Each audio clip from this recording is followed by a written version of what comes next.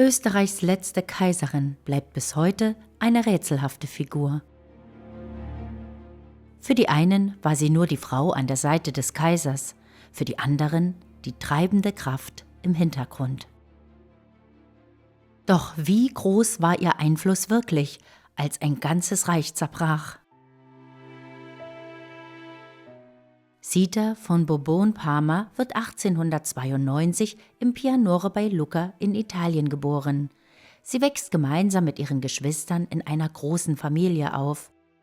Insgesamt 24 Geschwister, von denen allerdings 3 schon früh sterben. Trotz dieser Verluste beschreibt sie sich mit den Geschwistern als eine fröhliche und lustige Schar. Bis etwa zu ihrem 10. Lebensjahr wird sie zu Hause unterrichtet. Ihr Vater ist Robert von Bourbon-Parma und stammt aus einem der ältesten französischen Fürstenhäuser Europas.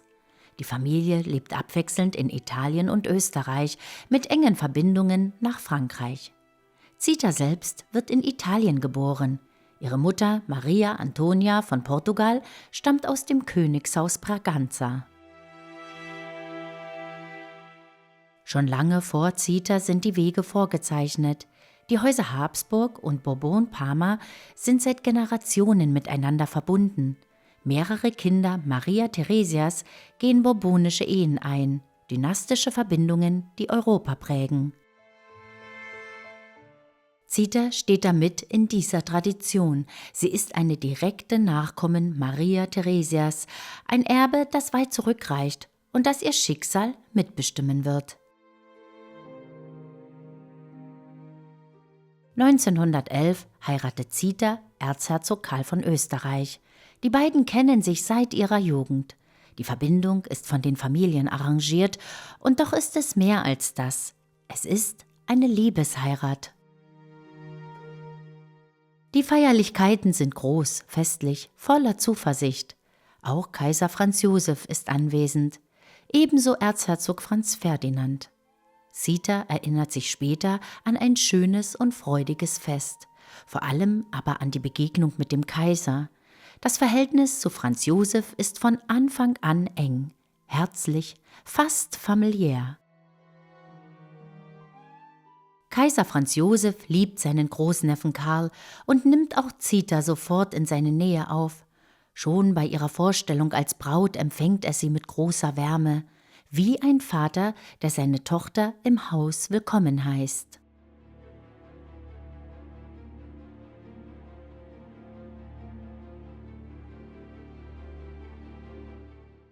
Im Juni 1914 führen Zita und Karl noch ein ruhiges, fast unbeschwertes Leben.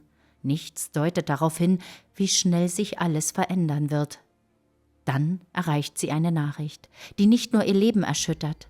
Am 28. Juni 1914 erschießt der bosnische Student Gavrilo Princip in Sarajevo den österreichischen Thronfolger Franz Ferdinand und dessen Frau. Ein Attentat, das Europa in Brand setzt. Und für Karl bedeutet dieses Ereignis einen Wendepunkt. Plötzlich steht er an erster Stelle der Thronfolge. Aus einem Erzherzog wird der künftige Kaiser. Denn im November 1916 stirbt Kaiser Franz Josef nach einem langen Leben an der Spitze des Reiches. Karl ist erst 29 Jahre alt, als er ihm nachfolgt, und an seiner Seite Zita, 5 Jahre jünger und nun Kaiserin. Mit der Krönung wird sie zur Landesmutter und mit diesem Titel beginnt eine neue Last, Verantwortung, Sorgen, die Not eines ganzen Reiches. Später wird sie sagen, dass sich ihr Leben in diesem Moment vollständig verändert hat. Die Worte der Krönung, die Gebete, die feierlichen Ansprachen, sie prägen sich tief in ihre Seele ein. Und doch ist dieser Tag auch von Glanz erfüllt. Die Krönung wird zu einem großen festlichen Ereignis. Zita sitzt neben Karl in einem gläsernen Galawagen. An ihrer Seite der Kronprinz. Ein letzter Moment des Glanzes, bevor alles zerbricht. Zu Beginn ihrer Regierungszeit ist das junge Kaiserpaar außerordentlich beliebt. Doch genau hier beginnt das Problem. Während sie Hoffnung geben, zerfällt das Reich im Hintergrund.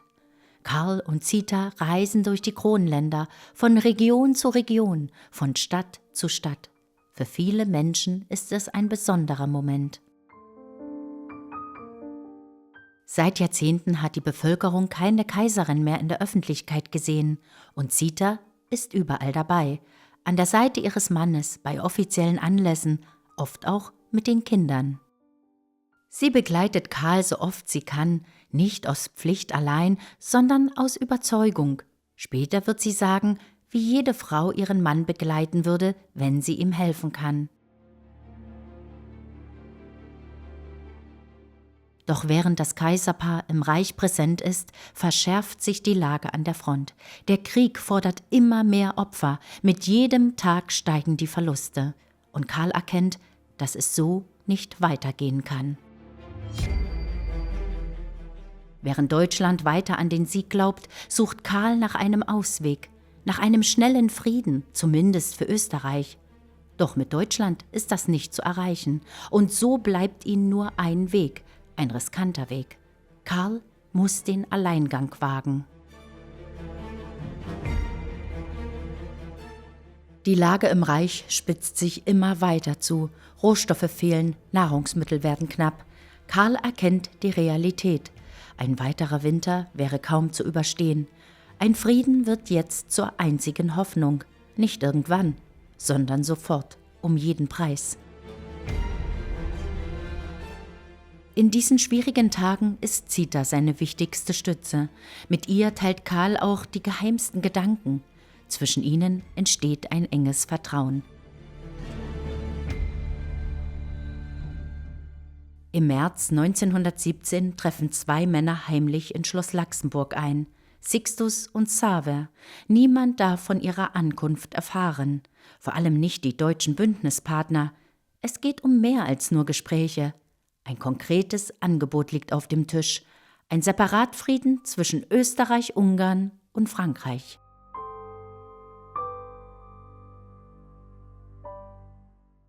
Ein Ausweg aus dem Krieg. Wenn er gelingt, hat die Habsburger Monarchie vielleicht noch eine Zukunft. Doch was wie Hoffnung aussieht, wird zum Risiko. Scheitert dieser Plan, ist alles verloren. In diesen entscheidenden Momenten spielt Zita eine zentrale Rolle. Zeitzeugen berichten später, dass sie die treibende Kraft hinter den Gesprächen und den Sixtusbriefen ist.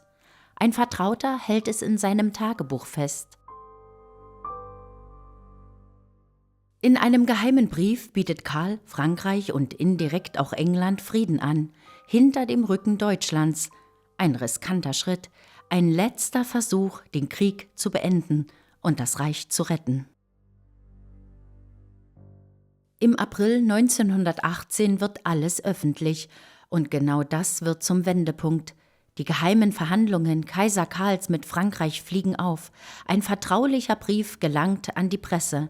Plötzlich weiß die ganze Welt davon. Es ist ein Desaster. Karl steht vor seinen deutschen Verbündeten als Lügner da, als jemand, der hinter ihrem Rücken verhandelt hat. Das Vertrauen ist zerstört.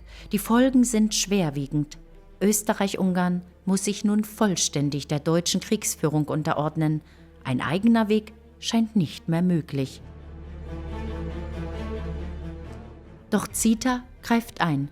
Sie überzeugt Karl weiterzumachen, nicht aufzugeben, und doch spürt er, dass sich etwas unwiderruflich verschoben hat, dass das Ende näher kommt mit jedem Tag.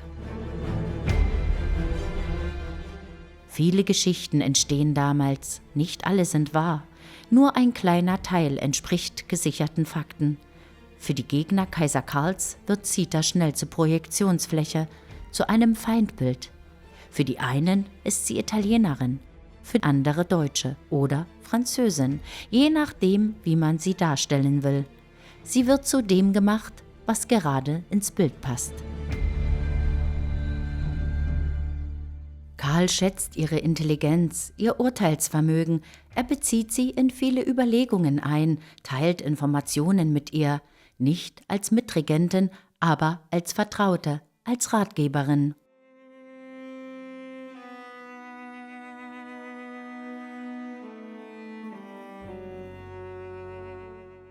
Karl will den Frieden, doch er erntet weiteren Krieg. Und jetzt gerät alles außer Kontrolle.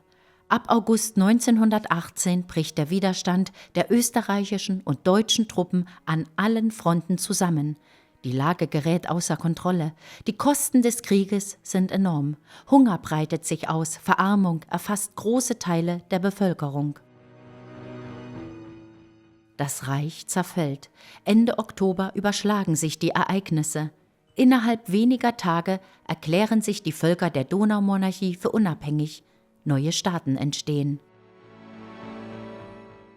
Das alte Gefüge löst sich auf und mit ihm die Macht des Kaisers. Karl steht vor einer Entscheidung. Die letzte Regierung drängt ihm zum Handeln, zum Verzicht. Zita hat Bedenken und doch unterschreibt Karl. Der Druck wächst weiter. Viele erwarten seine Abdankung, ein endgültiges Ende der Monarchie.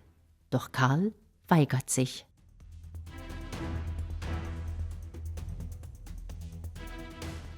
In seinem Gewissen kann er diesen Schritt nicht gehen. Er sieht sich weiterhin in der Verantwortung, als derjenige, der vielleicht noch eine letzte Rettung bringen kann. Für beide bleibt er der rechtmäßige Kaiser von Österreich, ein Kaiser von Gottes Gnaden. Am 12. November 1918 wird die Republik ausgerufen. Nach mehr als 640 Jahren endet die Herrschaft der Habsburger. Die Situation wird gefährlich. Schließlich greifen die Briten ein. Sie drängen Karl und seine Familie zur Ausreise.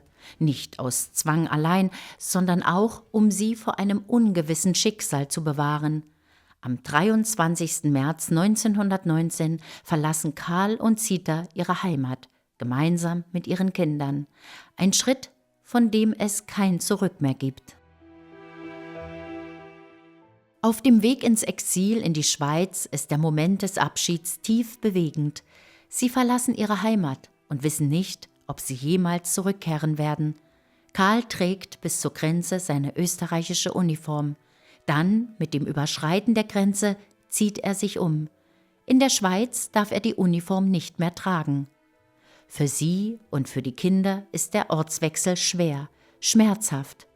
Auch wenn sie freundlich aufgenommen werden, bleibt eines: die Gewissheit, dass dieser Abschied endgültig sein könnte.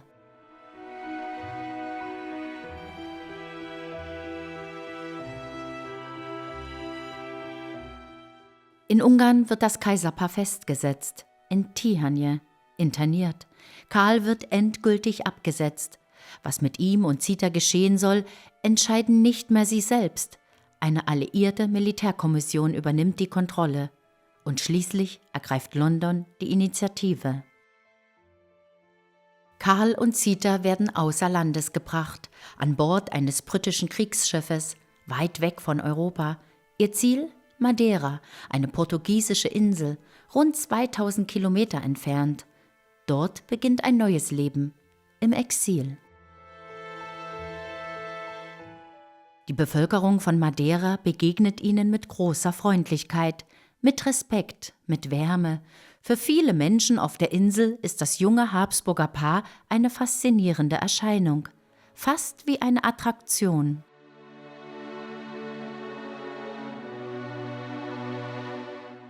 Ein ehemaliger Kaiser und seine Kaiserin. Fern von ihrer Heimat erleben Karl und Zita etwas Unerwartetes. Zuneigung, echte Zuneigung. Zita erinnert sich später an diese Zeit, an die Freundlichkeit der Menschen, an ihre Hilfsbereitschaft.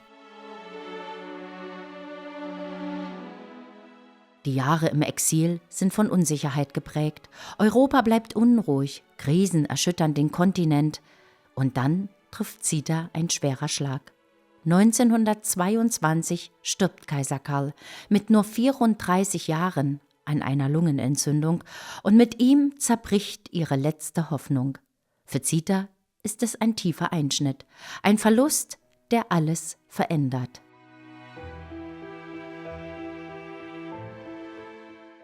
Und doch zerbricht sie nicht. Sie bleibt stark, fast unbeugsam.